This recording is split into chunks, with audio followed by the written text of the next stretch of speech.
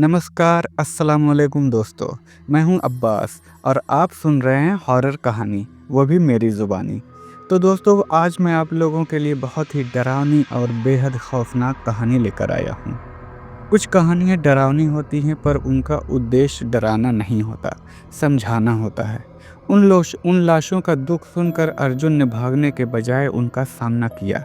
उसकी करुणा ने उन्हें शांति दी और यही कहानी का सार है। तो दोस्तों, कहानी शुरू करने से पहले मैं आप लोगों से एक रिक्वेस्ट कर रहा हूं। आप लोग मेरे इस चैनल पर नए हैं तो सब्सक्राइब करें और वीडियो को लाइक करें। चलिए बिना देरी के कहानी को शुरू करते हैं। रात के करीब 12:30 बज रहे थे। धुंध इतनी घनी थी कि सामने चलती हेडलाइट भी बस 2 फीट दूर तक ही दिखाई देती थी। हाईवे के किनारे एक पुराना ढाबा था, शेरू ढाबा, जो दिन में ट्रकों से भरा रहता मगर रात गहराते ही सुनसान हो जाता। उस रात ट्रक चालक अर्जुन अपनी सफ़ेद ट्रक के साथ वहां पहुंचा। ट्रक पर ऊपर तक खाली ड्रम लदे थे और उसके पास कई घंटे की ड्राइविंग की थकान जमा हो चुकी थी। शेरू ढाबे के अंदर हल्की रोशनी जल रही थी। अर्जुन ने ट्रक पार्क कर इंजन बंद किया। उसके चेहरे पर थकान साफ झलक रही थी, पर आंखों में एक बेचैनी थी। ढाबे के मालिक शेरू ने उसे देखकर कहा, अरे अर्जुन भाई, आज देर कर दी।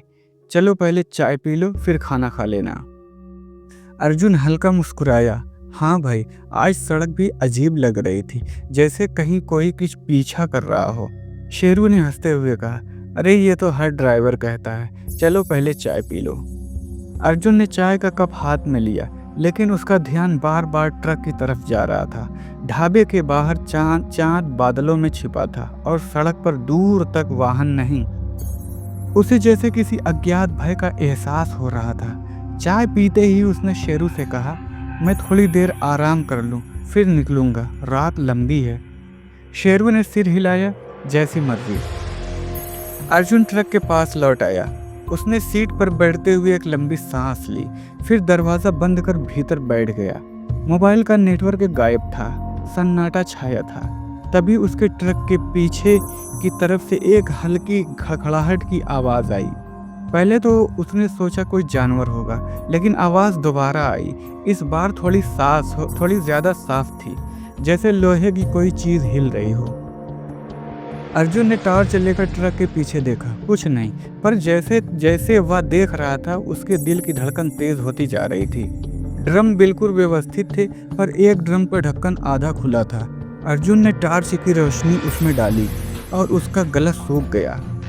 अंदर से सफ़ेद कपड़े में लिपटा कुछ झांक रहा था, जैसे कोई हाथ। उसने तुरंत टॉर्च बंद कर दी।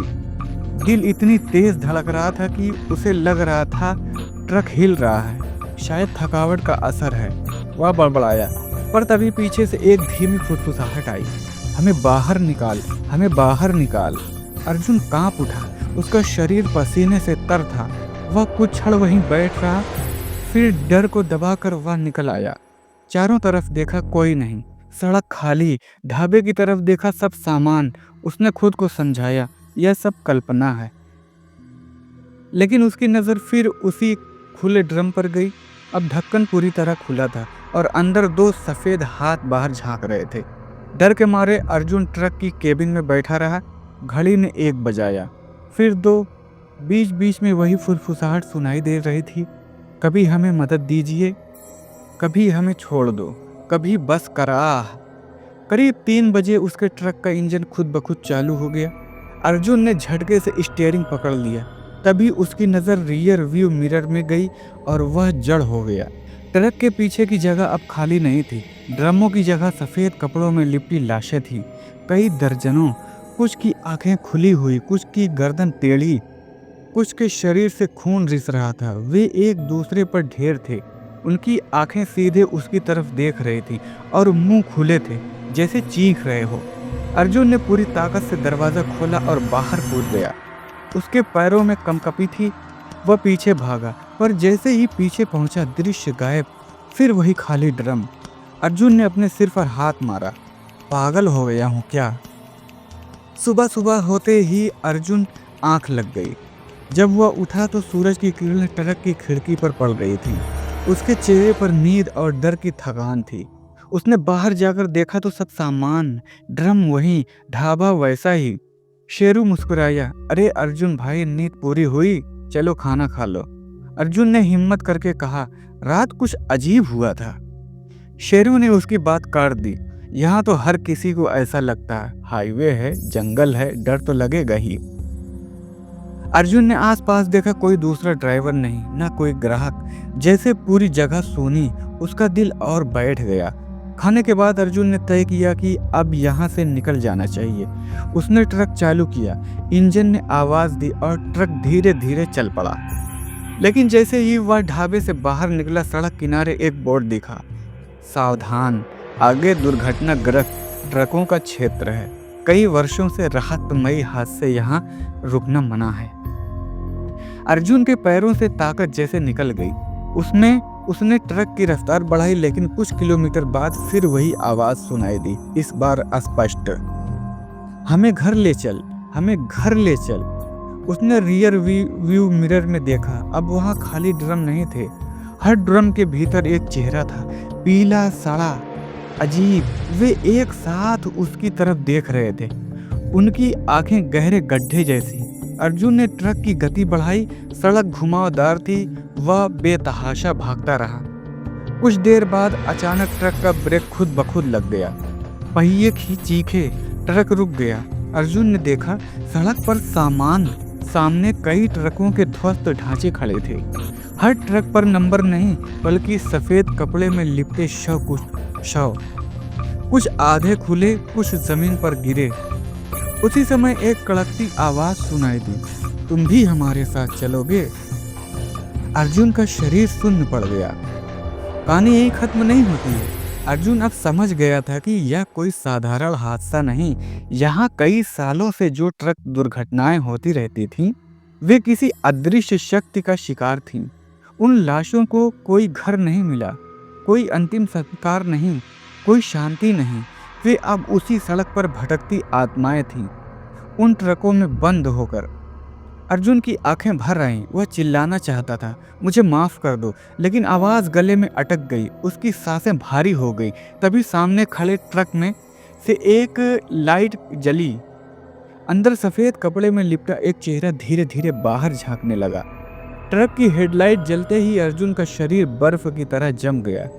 सफेद कपड़े में लिपटा चेहरा धीरे धीरे बाहर आया। उसकी आंखें गहरी थी, जैसे अंदर से कोई खालीपन झांक रहा हो। चेहरा पहले सड़ा हुआ था, फिर अचानक साफ होने लगा, मानो कोई पहचानना चाहता हो। अर्जुन ने पल भर के लिए उसका चेहरा पहचाना। वह वही चेहरा था जो उसकी आंखों के सामने पहले ड्रम में दिखा था। वही हाथ, वही आंखें। ट्रक के अंदर से एक साथ कई कराहें उठी, ड्रमों के ढक्कन खुलने लगे। हर ड्रम से चेहरों की कतार बाहर झांक रही थी। कुछ के होंठ फटे, कुछ की आंखें बाहर निकली हुई। वे एक साथ बोल उठे, हमें घर ले चल, हमें शांति दे, हमें अंतिम यात्रा दे। अर्जुन का दिमाग सुन्न हो गया। उसके पैरों ने ट्रक के अंदर से बाहर भागने की कोशिश की, पर जैसे किसी अदृश्य शक्ति ने उसे रोक लिया। ट्रक का दरवाजा बंद हो गया, इंजन अपने आप चालू हो गया। उसके हाथ स्टीयरिंग पकड़ते चले गए, मानो ट्रक खुद चल रहा हो। अर्जुन ने हिम्मत जुटाई, उसने धीमे से कहा, मैं तुम्हारी मदद करना चाहता हूँ, बताओ तुम्हें क्या चाहिए।